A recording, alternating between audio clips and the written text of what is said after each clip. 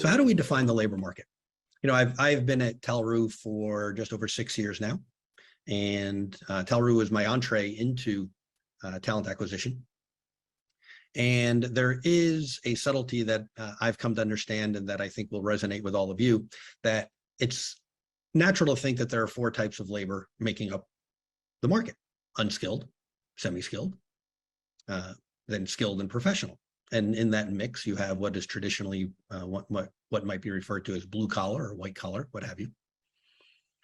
But when we're talking today about frontline workers and essential workers, they really span all these categories.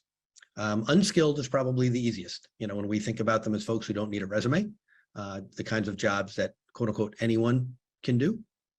Semi-skilled, you might need some training, you might need some experience, you might need that resume, and you might need to prove that you've done it before.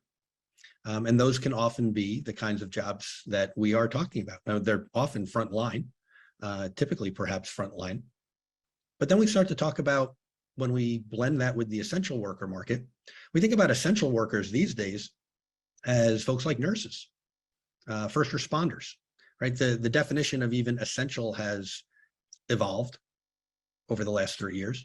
I don't think there's any shame in saying that 3 years ago, the workers at your local supermarket were pretty darn essential, keeping us fed while we were all stuck at home and they had to go to work.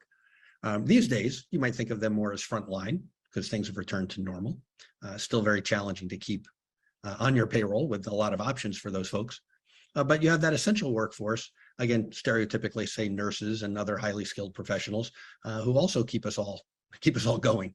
And so there is a range of skill sets, training, and expectations within even the markets we're going to talk about today when we talk about frontline and essential workers.